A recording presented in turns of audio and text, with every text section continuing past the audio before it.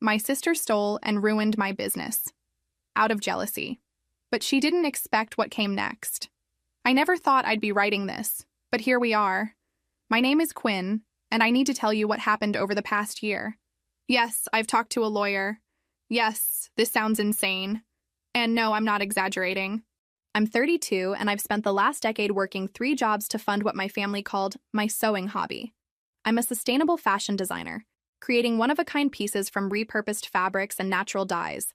Every piece is handmade, signed with embroidered labels. Getting here wasn't easy. I worked as a receptionist during the day, cleaned offices 3 evenings weekly, and waitressed weekends. Every spare penny went into professional equipment and materials. At night, I taught myself pattern making while everyone else slept. My family never understood. Every gathering was the same. When are you getting a real job? The worst part was the comparisons to my half-sister from my father's second marriage. She became a successful influencer with hundreds of thousands of followers, traveling constantly, living what looked like a perfect life. Every dinner became about her latest brand deal or trip. Meanwhile, I'd mention completing a challenging commission, and I'd get polite nods before conversation shifted back to her. But I kept going, slowly building a client base through social media. After years of saving, I finally launched my brand. I created my first collection of 20 pieces and found a vintage shop to host my launch event. The night arrived, and I was terrified and excited. Loyal clients showed up early, genuinely enthusiastic. Then my family arrived late. My father looked uncomfortable. My stepmother started taking performative photos. My half-sister strolled in 2 hours late, designer sunglasses indoors, phone in hand. She walked through slowly, barely looking. I watched her touch fabrics with just her fingertips. When she reached my lookbook about sustainable fashion, she skimmed it for maybe 10 seconds and laughed. "This is so you," she said, not meeting my eyes. "Very alternative, very niche." My stepmother jumped in. "It's charming. Very rustic. Like a farmer's market." My face burned. Rustic, alternative, niche. Not beautiful or impressive, just a cute hobby from the disappointing daughter. My father patted my shoulder. "Nice hobby, kid. But these trends pass. What's your backup plan?" I wanted to scream that sustainable fashion wasn't a trend, that I'd built actual skills while she just photographed herself. But I smiled, thanked them for coming. The event ended well despite them. Several pieces sold. A local blog wanted to interview me, but I couldn't enjoy it because of the look in my half-sister's eyes when she examined my work. It wasn't just dismissal. It was something else that made my stomach twist. That night, alone in the empty shop surrounded by my creations, I cried frustrated, angry tears. I'd worked so hard, and I was proud of what I'd created, but my family would never see me as anything other than the girl playing with fabric scraps. I should have trusted that instinct, because what she saw that night wasn't my failure. It was an opportunity, and she was already planning how to take it. 3 months after launch, things were going well. I was getting regular commissions, my following was growing, and a local shop wanted to carry my pieces. I was exhausted but happy. My half-sister and I barely talked, which was fine. Then, one April afternoon, she suddenly asked to visit my studio. I'd finally upgraded from my bedroom to a small converted garage. She showed up acting unusually interested in everything. "This is so cool," she kept saying, walking around touching things. She asked about sourcing materials, creating patterns, my design process. She took photos of everything, saying she wanted to feature me on her stories, that her followers would love authentic artisan work. I was so desperate for family validation that I showed her everything. My sketches, pattern templates, specific techniques for natural dyeing, unique finishing touches, my whole philosophy about sustainable fashion. She nodded along, asked thoughtful questions, took more photos. When she left, she hugged me and said she was proud, that she'd been wrong to dismiss my work. I actually cried after she left because it felt like finally, someone in my family understood. That was mid-April. By June, everything collapsed. A client named Iris sent me a screenshot with just a question mark emoji. My stomach dropped before I even opened it. The screenshot showed a marketplace post featuring a dress that looked exactly like one of my designs. Not inspired by, exactly like. The caption read, "Introducing my new sustainable fashion line. Each piece tells a story through repurposed materials." The seller was my half-sister. I stared at my phone for 5 minutes. Then more messages flooded in. More screenshots. 5 different designs that were direct copies of my work. Not just concepts, but specific details I'd spent weeks perfecting. I went to her profile. She'd launched this 2 weeks ago. Post after post showcased her designs, all of which I immediately recognized. She'd copied parts of my mission statement word for word. The prices made me sick. She was selling them for 1/3 of what I charged. The comments were full of praise. Her followers loved it. They were ordering, tagging friends. I called her immediately. Voicemail. I texted. Nothing. 20 agonizing minutes later. Can't talk now, in a meeting. What's up? You copied my designs. 3 dots appeared. Inspiration isn't a crime, lol. You can't own an aesthetic. Then, besides, I saw those patterns when I visited. They were just sitting there. You can't be mad that I used publicly available inspiration. One more message. If you're upset, maybe you should have moved faster. The sustainable fashion market is competitive. Not my fault I have better resources and reach. I called again. This time she answered, annoyed. You stole my work. Those are my designs. You photographed my patterns and had them manufactured. I was inspired by your work. That's how fashion works. You don't have a monopoly on sustainable clothing. You copied specific designs, even my mission statement. Oh, please. You're overreacting because you're jealous. I have the platform to actually make this work. You should thank me for bringing attention to sustainable fashion. Where are you getting these made? Pause. A production facility. Professionals, not some woman in her garage. That hurt. So you sent my patterns to a factory for cheap mass production. I sent inspiration to manufacturers who helped me refine designs for scalability. This is business, not art class. If you can't handle competition, maybe reconsider this industry. I showed you everything because you're family. And I appreciated the tour. Look, I have a call with an investor. Maybe we can talk later when you're less emotional. She hung up. I stood in my garage studio, surrounded by fabric and half-finished projects, feeling something cold settle inside me. She thought I was emotional. She thought I'd cry and complain. She thought I was just a hobbyist who couldn't handle real business. She had no idea what was coming. I didn't post angry rants. Working 3 jobs while building a business taught me patience and strategy. Emotional reactions feel satisfying but rarely solve problems. Instead, I made a documentation list. I downloaded every photo I'd posted with timestamps. I gathered original sketches, fabric receipts, design software timestamps, client emails about commissions featuring these exact designs. Then I documented everything she'd posted. Screenshots with dates, archive links. I noted comments from people mentioning they'd seen similar designs elsewhere. The next morning, I called the law firm where I worked. My boss connected me with Patricia, a lawyer specializing in intellectual property and design theft. I showed her everything. Original posts with timestamps, sketches, patterns, photos my half-sister took in my studio, and her current listings. This is pretty solid, Patricia said. You have clear proof of original creation predating her launch. The studio visit gives evidence of access. The similarity is obvious, and you documented your unique techniques. So I can stop her? Legal action has limitations. These cases can be long and expensive, but there are other approaches. Has she registered trademarks? Copyrights? I doubt it. She launched 2 weeks ago. And you? I shook my head, embarrassed. Then let's start there. We'll register your brand, logo, and every design as copyrighted work. We'll document your techniques as trade secrets. We'll make sure legally you own everything. Over 2 weeks, we built an ironclad legal foundation. We registered my brand. We copyrighted every design with detailed construction documentation. We gathered client statements. We documented my entire creative process. I also discovered something chilling. She hadn't just copied existing designs. She'd copied patterns and sketches I hadn't made public yet. Designs I'd only shown her during the studio visit. She'd already produced several and was marketing them as coming soon. This was premeditated. The friendly visit, sudden interest, photos, all calculated theft.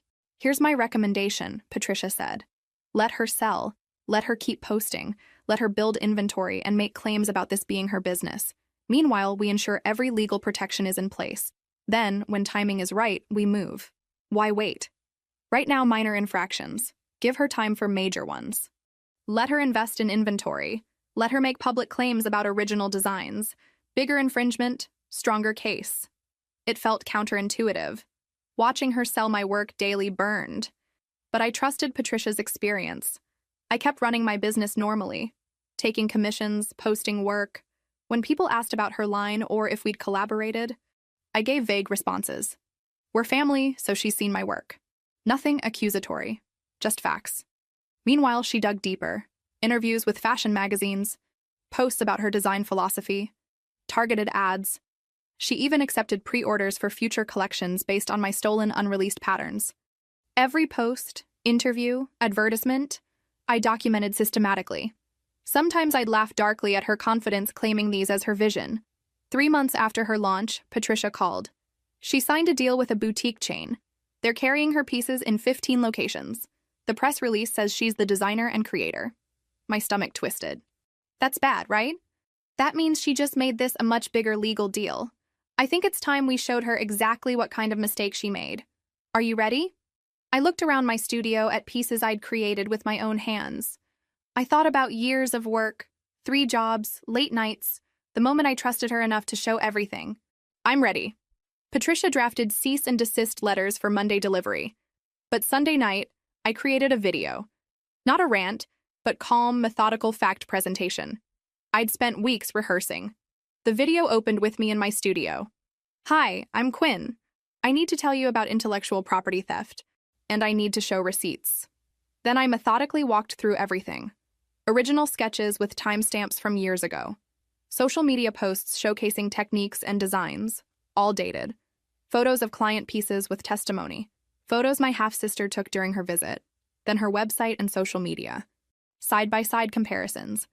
My dress from 2 years ago next to hers from 3 months ago. Identical.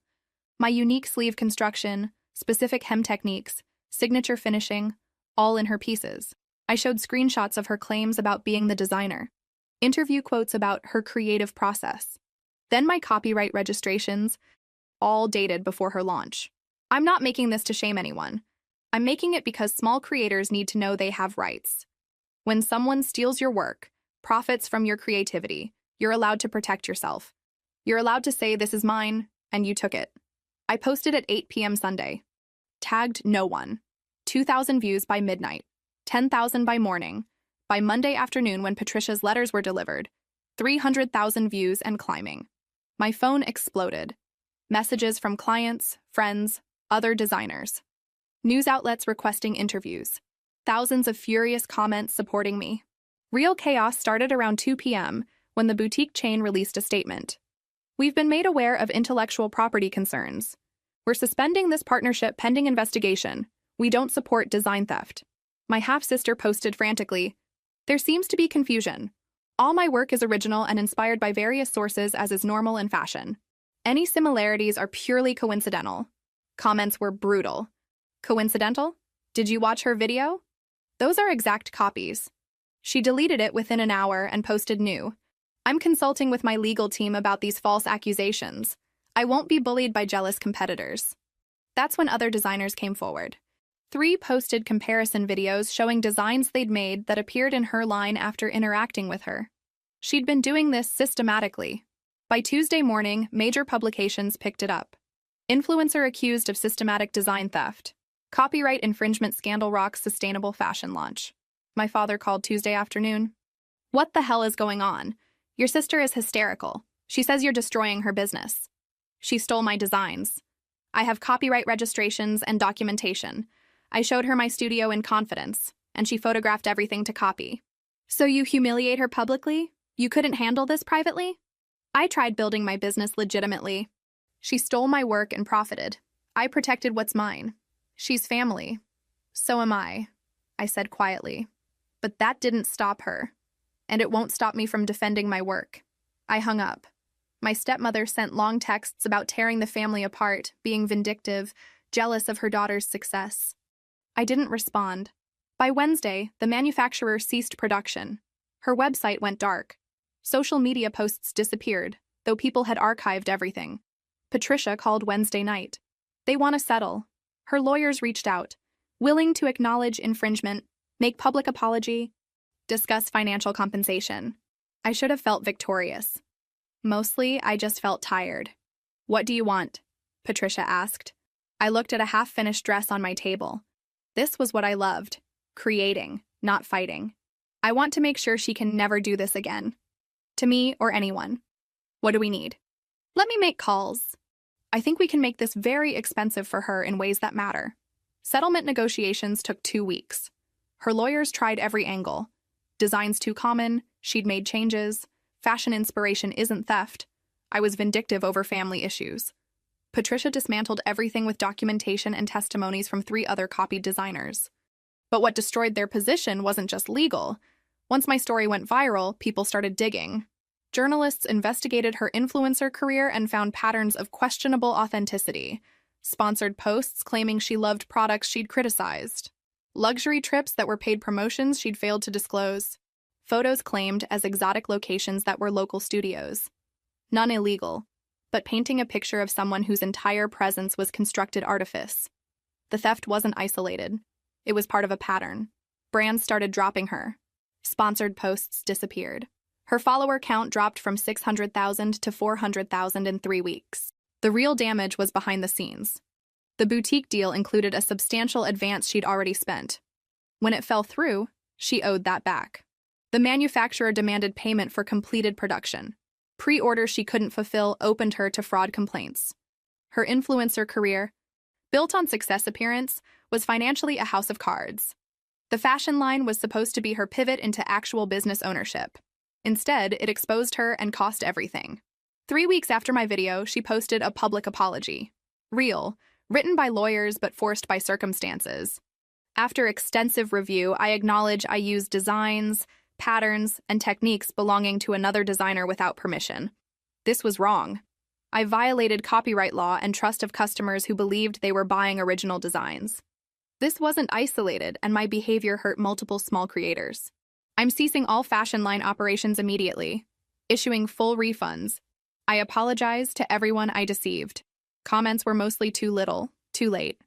The settlement included key provisions, financial damages, my legal fees, destruction of all remaining inventory, never using my designs, techniques, or brand identity, a signed statement admitting theft. The money mattered less than the admission. I needed it legally binding that she'd stolen, not inspired, stolen. But I also requested something unusual. Part of the settlement required a recorded interview, mediated by lawyers, where she explained what she did and why. I wanted to hear her say it. The interview happened in Patricia's conference room. My half-sister looked awful. Weight lost, dark circles, no polish, just a tired, defeated woman. Why? I asked. Long silence. Because I was desperate. My follower count plateaued. Engagement dropped. I needed something new. Authentic, but I'd never created anything myself. Everything about my presence was borrowed or curated from others' ideas. So you took mine. I saw your work at the launch and hated how much I admired it. You'd made something real. You had actual skills. I had nothing except a camera and making my life look better than it was.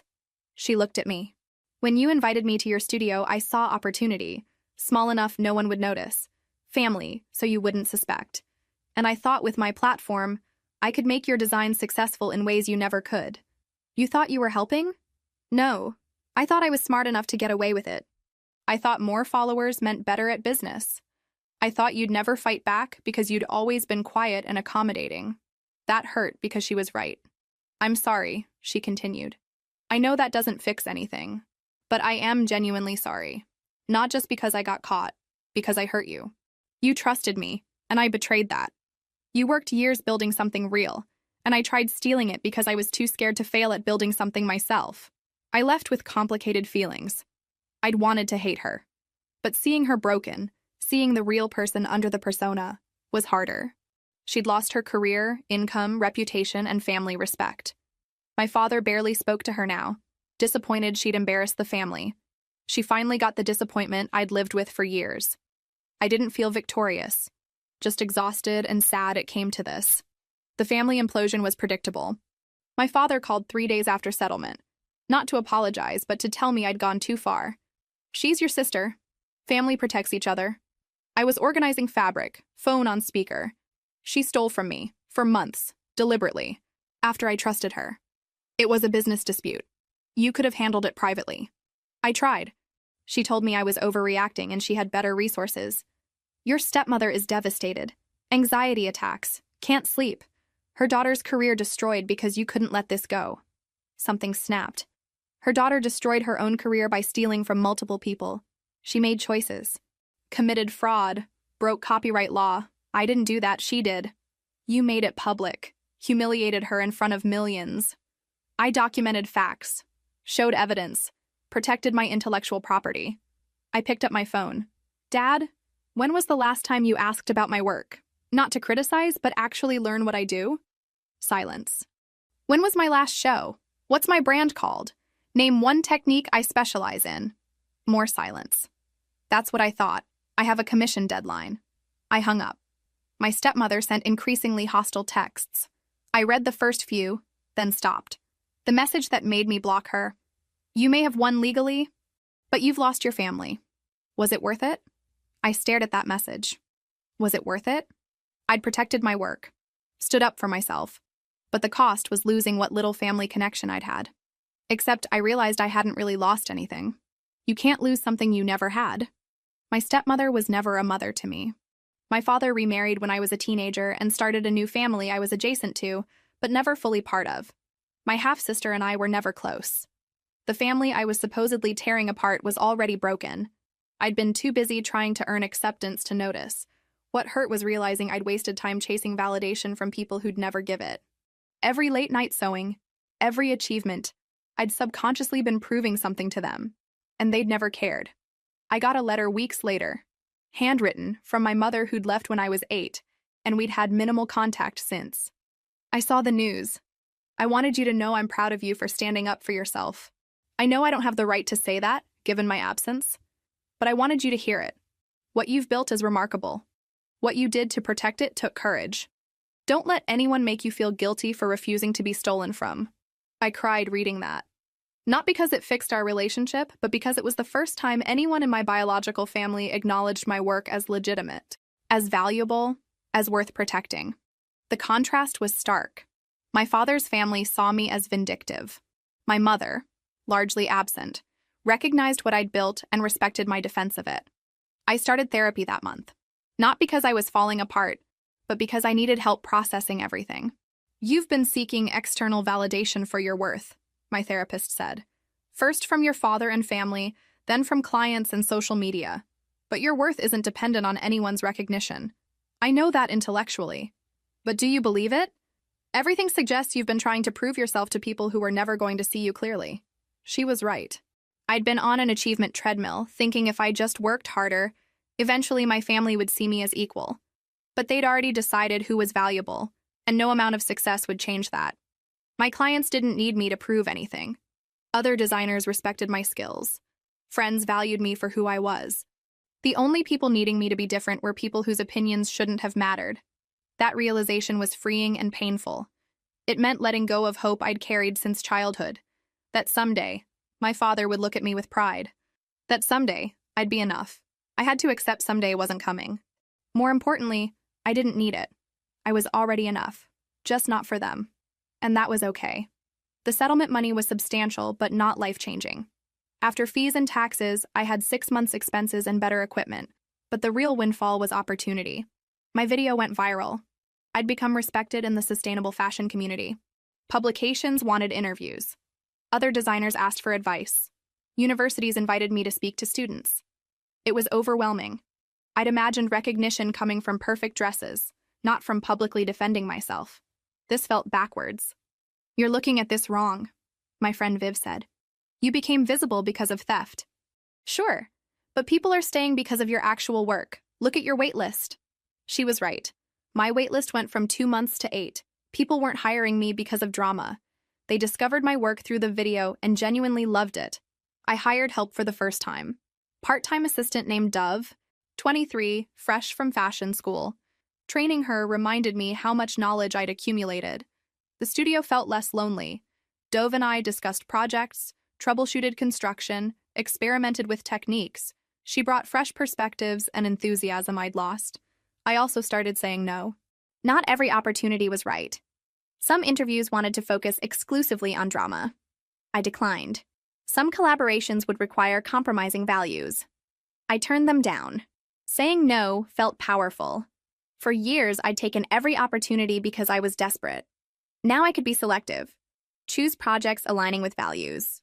The textile cooperative workshops were incredibly fulfilling. Teaching people who genuinely wanted to learn natural dyeing reminded me why I loved this work. One student, a woman in her 50s, recently laid off from corporate, told me she'd always dreamed of doing something creative. Your story inspired me to stop waiting. If you could build this working 3 jobs, I can at least try. That stuck with me. I hadn't thought about my story that way, as inspiration. 6 months after settlement, a major department store buyer emailed. They wanted to know if I'd be interested in having pieces carried in their sustainable fashion section. My first instinct was immediate yes, but I made myself wait 24 hours. I talked it through with Viv, Dove, Patricia. What are your concerns? Patricia asked. Scale. Everything I make is essentially custom. That's part of the value. If I'm making pieces for major retail, how do I maintain that without burning out? What would it take for you to say yes? Control over production. Fair pricing. Realistic timelines. Freedom to walk away if it's not working. Then negotiate for that. You have leverage now. The negotiation was educational. They wanted exclusivity. I said no. They wanted certain volume. I countered with what I could realistically make. They wanted lower prices. I showed detailed breakdowns of costs. We reached an agreement that felt right. I'd provide a capsule collection of 20 pieces per quarter, all handmade or closely supervised, with full creative control and fair pricing. The first collection was deeply personal. Each piece incorporated techniques I'd spent years perfecting. Natural dyes from a local farm, carefully sourced deadstock fabrics. Every detail was intentional. When the collection launched, I felt something I hadn't in years. Uncomplicated pride. These pieces represented who I actually was as a designer. The collection sold out in 3 weeks. You know what this means, Dove said, grinning. They're going to want more. They're going to want faster and cheaper, and we're going to negotiate for what actually works. She laughed. Look at you setting boundaries. A year ago, I would have said yes to anything, desperate to prove myself. Now I understood right opportunities respect my process. Values and capacity. I was building something sustainable, not just environmentally, but in my life. I could create without destroying myself. I could say no to what didn't serve me. I could set boundaries and trust that people valuing my work would respect them. It had taken losing family to find myself. Bittersweet, but ultimately worth it. I hadn't spoken to my father or stepmother in 8 months when the email arrived. Quinn, your stepmother and I would like to have lunch to discuss the family situation. We think enough time has passed for productive conversation. Part of me wanted to delete it. Part was curious, and part still hoped they were reaching out to apologize. I showed my therapist. What do you want from this? She asked. I want them to see me, really see me. Not as the disappointing daughter, but as a person who built something real. And if they can't, then I'll know for sure where I stand. I agreed to lunch at a neutral restaurant. They were already there when I arrived. My father looked older. My stepmother wore less jewelry. After painful small talk, my father cleared his throat. We wanted to talk about everything. We've had time to reflect. We've both been seeing therapists. Some things have come to light we weren't ready to face. My stepmother took a sip of water. I recognize I showed favoritism toward my daughter. That wasn't fair. You were part of the family, and I didn't treat you that way. Why tell me this now? Because we want to try repairing our relationship, my father said. We've lost one daughter. We don't want to lose you too. There it was. My half-sister had cut them off after settlement. Angry they hadn't protected her. They'd lost the daughter they'd centered attention on. What happened with her? She's struggling, moved across the country, changed her name, doesn't return our calls. When she does, she blames us for not stopping you, stopping me from protecting my intellectual property. We know she was wrong, my father said. In therapy, we've had to confront that we enabled her behavior. We taught her that success and image mattered more than integrity. My stepmother was crying quietly. I loved her so much I couldn't see her clearly. I made excuses for everything. When she stole from you, I blamed you for making it public. I couldn't accept my daughter was capable of something so deliberately wrong. And now? Now she's gone and won't speak to us, and I have to live with knowing I helped create someone who hurt people. I'm not asking you to forgive her. I'm asking if there's any possibility you could forgive us. I didn't have an answer ready. But 8 months of therapy didn't erase years of dismissal. I appreciate this acknowledgement, but I've spent my life trying to get you to see me as valuable, and you only showed up after losing the daughter you actually wanted. My father flinched. That's not true. When's my birthday? When did I launch my business? What's my brand called? He couldn't answer. My birthday is May 17th. I launched 2 years ago. It's called Threadwork. I specialize in natural plant-based dyes. I learned all that working 3 jobs because you told me I needed a real career. My stepmother cried harder. I'm not trying to be cruel, but I need you to understand. You didn't just dismiss my work. You dismissed me, for years. Now you want to repair things because the daughter you invested attention in is gone. What do we do? My father asked, genuinely lost. I don't know if you can fix this, but if you want to try, it has to be about actually getting to know me, not family obligation or guilt. Genuinely caring who I am and what I've built. We can do that. Then start by learning about my work. Come to my studio. Not to judge, but to see and understand. Ask questions because you care. Show up without making it about her or family drama. They nodded. And understand this takes time. You can't undo years with lunch and therapy. I'm willing to try, but I need to protect myself. We understand. Thank you for even being willing. When we parted, my father hugged me. I'm proud of you. I should have said that years ago. I drove back with complicated emotions. One lunch didn't fix everything, but it was something. Time would tell if they could actually change. Either way, I was okay. I'd built a life I loved. If they could genuinely join it, I'd be open. But I didn't need them anymore. And that made all the difference. My father showed up to the studio 2 weeks after lunch. He called ahead asking when would be convenient, which itself was miraculous. He arrived looking uncertain, but making effort. This is it, I said. Dove was at the sewing machine. My work table was covered with fabric swatches. He walked slowly through, looking at everything. He stopped at the wall with photos of completed pieces alongside original sketches. You made all of these? Everyone. How long does it take? Simple blouse might be 8 to 12 hours. Fully lined jacket could be 40 hours or more, plus sourcing, pattern making, fitting sessions. And people pay for this?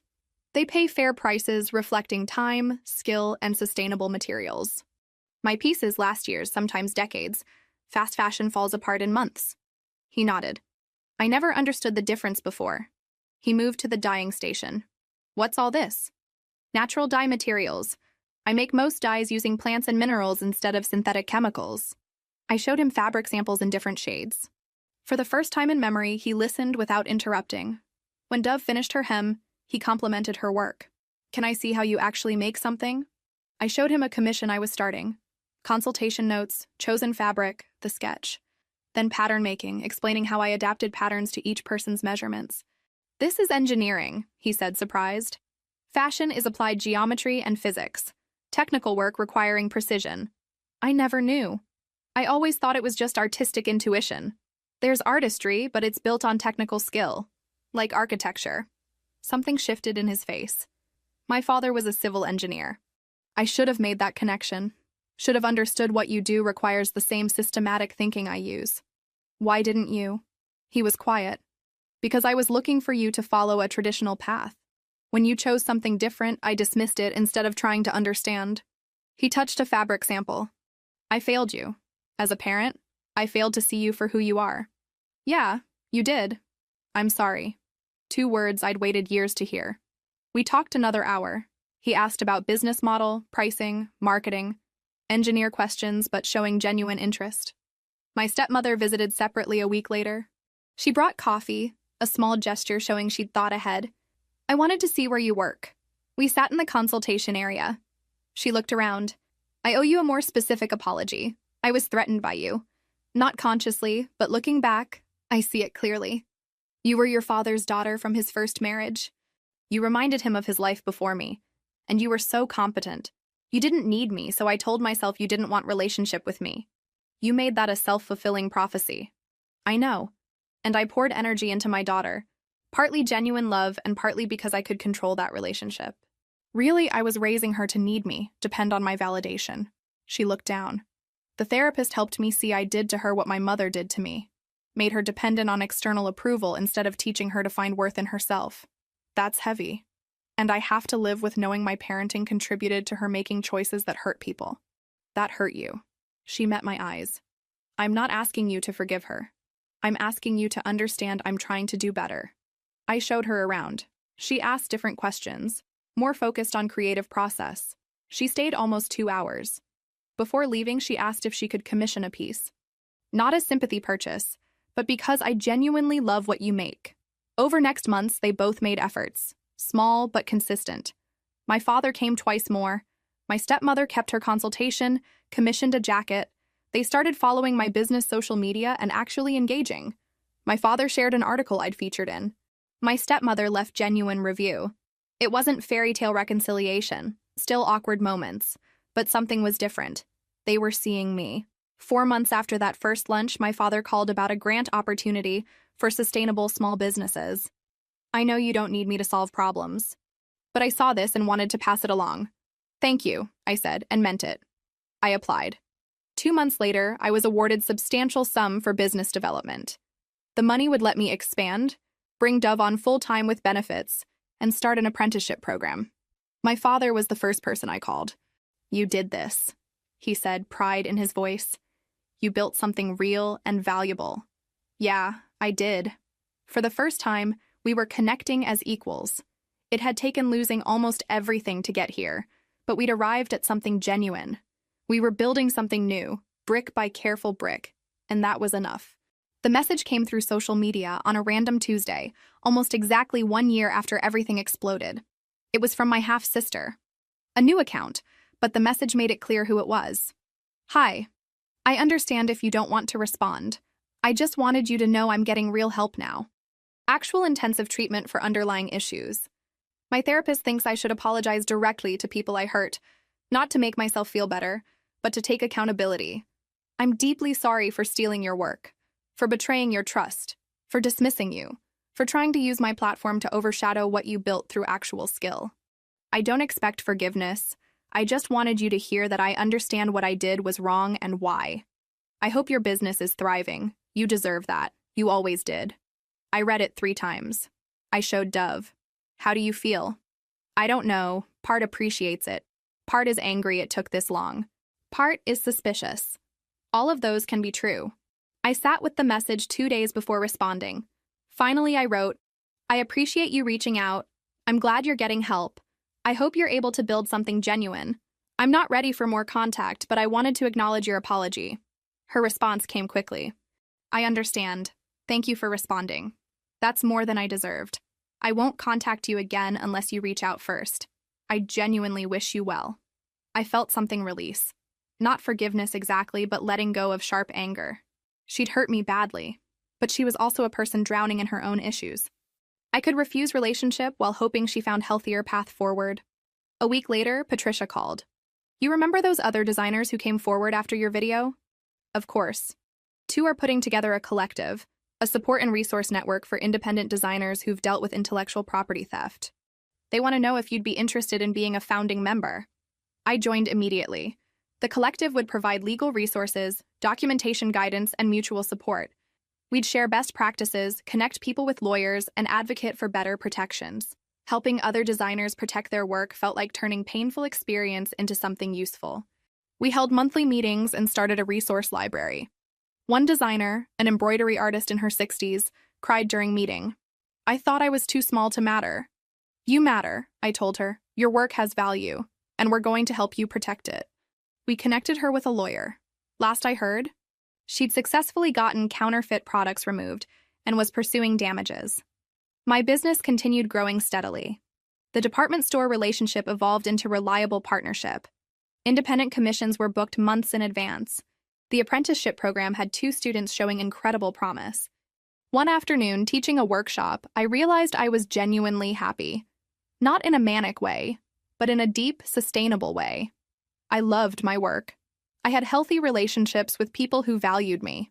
The version of me from 2 years ago, desperate for family approval, felt like a different person. She'd been so focused on external validation that she'd lost sight of why she loved this work. I still thought about my half-sister sometimes, wondered if she was okay, if therapy was helping. I didn't wish her harm. I hoped she found peace. But I also didn't need to know. Her journey was hers. Mine was mine. My father had started joining me for dinner once a month. We'd talk about work. He'd learn to ask questions and listen. The relationship wasn't deep, but it was honest. My stepmother had commissioned more pieces and become an advocate in her social circles.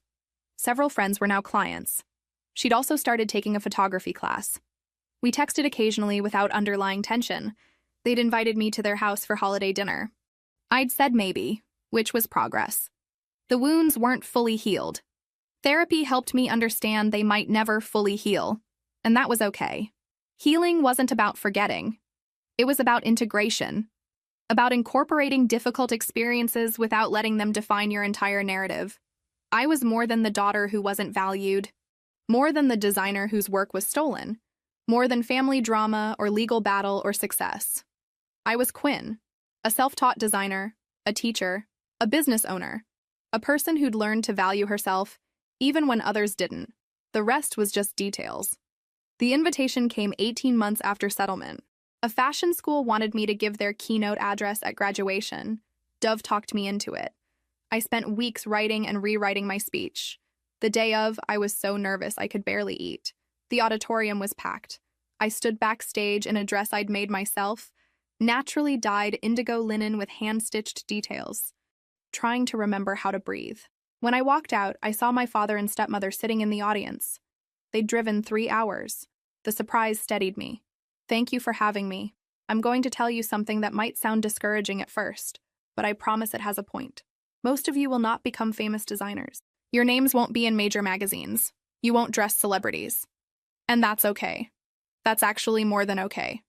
I talked about my journey, working 3 jobs while teaching myself, building business slowly, choosing sustainability over profit, learning to value my work even when family dismissed it. Then I talked about the theft as practical lesson about protecting intellectual property, copyright registration, documentation, cease and desist letters. But here's what I want you to really hear. The theft was terrible. The legal battle was exhausting, but neither defined my career. They were obstacles I overcame, not the core of my story. The core is that I love what I do. I love taking raw materials and transforming them. I love collaborating with clients. I love teaching. That's the work. The rest is just noise. I talked about finding your values, about boundaries, about the difference between external validation and internal worth. You're going to face challenges. People will steal from you, copy your work. Companies will pressure you to compromise values. Family might not understand. You'll doubt yourself, wonder if you're good enough. I paused. In those moments, remember why you started. Remember what you love about creating. Remember you have the right to protect your work, to set boundaries, to build career on your own terms. Success looks different for everyone. For me, it's a small studio where I make clothes I'm proud of with people I care about. That might not look impressive to everyone, but it's exactly what I wanted to build. The applause was overwhelming. During reception, students came to talk. They asked about process, business model, legal case. One young woman said, "I've been feeling like a failure because I want to do small batch custom work instead of big fashion houses. Hearing you talk about choosing that path really helped. Small batch custom work is legitimate career. Don't let anyone make you feel it's less valuable." My father found me, looking emotional. That was beautiful. "I'm sorry I didn't see it sooner." "I know," I said. "We'd talked about this." He'd done the work. "I told some colleagues about your work. 3 want to commission pieces. I hope that's okay." "That's okay." "Thank you." My stepmother approached. "I brought people from my book club I thought might be interested." "It's not," I said, and meant it. Driving home, I thought about how far I'd come, not just in business success or family reconciliation, but in understanding who I was and what I valued. 2 years ago, I would have measured that day by whether my father seemed proud. Now I measured differently. Had I shared useful information, encouraged students, represented my values authentically? Yes. And that was what mattered. When I got home, there was a package. Inside was a handwritten note and a small ceramic bowl. From my half-sister. "I've been learning ceramics in therapy. It's helping me understand creating something from scratch, putting in actual work. I made this bowl. It's not perfect, but it's mine. I wanted you to have it as thank you. Not for forgiving me, but for standing up for yourself. Watching you defend your work taught me something I needed to learn. That real value comes from what you create, not what you take. You don't need to respond. The bowl was simple, slightly lopsided, glazed in soft green. I could see thumbprints in clay. Clearly beginner work, but something genuine. I put it on my desk. Not as forgiveness, but as acknowledgement.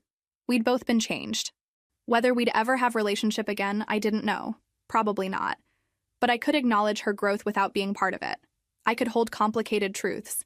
She'd hurt me, and she was working on herself. Those coexisted. That night, I posted a photo of the keynote. Caption was simple. Remember why you started. Protect what you build. Success is personal. I had a commission to finish. A bride waiting for her dress. Work that mattered, work I loved, work that was entirely my own. The rest was just details. It's been 2 years since everything exploded. 2 years since I posted that video. 2 years since I fought back and won. Sometimes it feels like a lifetime ago. Sometimes like yesterday. I'm sitting in my studio right now. What used to be just me in a converted garage is now proper workshop, with 3 sewing stations, professional equipment, organized storage, and natural light. Dove is full-time with benefits. We've got 2 apprentices, both incredibly talented. The work hasn't gotten easier, but it's gotten more sustainable. I'm not staying up until midnight desperately finishing commissions. I'm running a real business with systems and boundaries. I still take custom commissions, but I'm selective. I still work with the department store. And I've started licensing patterns to other designers through the collective. My relationship with my father has found comfortable distance. We have dinner once a month. He's learned about my work and genuinely respects it. We don't talk about the past much, but we have a present that works. My stepmother has become an unexpected advocate. She gives talks at her social club about sustainable fashion. Several friends are now clients. We're not close, but we're cordial. As for my half-sister, we've had no direct contact since the bowl. From what I can gather, she's working at a ceramics studio and taking business classes. She doesn't claim to be an artist or entrepreneur, just learning and working, which seems healthy. I don't think about her much anymore. The anger has faded into distant sadness for the relationship we could have had. But I've stopped waiting for family dynamics to change. I've built my own support system. The collective has grown to over 200 members across multiple countries. We've helped dozens of creators protect intellectual property. It's become one of the most fulfilling aspects of my work. I've learned things I wish I'd known earlier. That protecting your work isn't vindictive. It's necessary. That setting boundaries doesn't make you difficult. It makes you sustainable. That success isn't about proving yourself to people who've decided not to see you. That sometimes the family you're born into isn't capable of valuing you. And that's not a reflection of your worth. That building a life you actually want is more important than building a life that looks impressive. Most importantly, I've learned to trust myself. To trust my skills, instincts, judgment. For years, I second-guessed everything. Now I know I'm good at what I do. I know my work has value. I know I can handle challenges. That confidence didn't come from legal victory. It came from continuing to create, continuing to build, continuing to choose my values. It came from seeing clients wear pieces I made and feel beautiful. From teaching apprentices. From knowing I built this with my own hands and nobody can take that. Sometimes people ask if I regret how everything happened. If I wish I'd kept it private. Maintained family peace. The answer is complicated. I regret that it happened. I regret that someone I trusted violated that trust. I regret the months of stress. Those things were hard. But I don't regret defending myself. I don't regret protecting my work. I don't regret refusing to be quiet when someone was actively stealing from me. Standing up for myself was the right choice, even though it cost me. I'm looking around my studio now, at the work in progress, at evidence of years of refusing to quit. This is mine. I made this. Not by stealing or shortcuts, but through actual work and dedication. My half-sister tried to take it. My family tried to diminish it. Critics tried to dismiss it. And it's still here because I protected it. Because I valued it enough to fight. Because I finally learned my work deserved protection and I deserved respect. I'm 34 now. I run a sustainable fashion studio. I'm part of a collective helping other creators. I have a relationship with my father that's honest even if not deep. I have friends who value me. I have work I love. More than that, I have peace. Not the kind where everything is perfect, but the kind where you know who you are and what you stand for. Where you can look at your life and recognize it as yours. The commission I'm working on today is for a woman celebrating her 50th birthday. She wants a dress that makes her feel powerful and beautiful. I've been working on design for weeks, using organic silk and natural plant dyes. This is what I love. This moment of creation. Taking someone's vision and turning it into reality through skill and care. Every stitch is intentional. Every choice is deliberate. This dress will last her years, maybe decades. She'll wear it and feel confident. That's the kind of legacy I'm building. Not fame, but tangible objects that carry meaning and last. I'm building something sustainable, not just in terms of business, but in terms of my life. And it feels right in a way that seeking approval never did. The work continues. The studio stays busy. The apprentices learn. Life continues. Richer and fuller than I imagined during those dark months. I'm exactly where I need to be, doing exactly what I love, surrounded by people who value me. And I wouldn't change a thing. I wouldn't change a thing.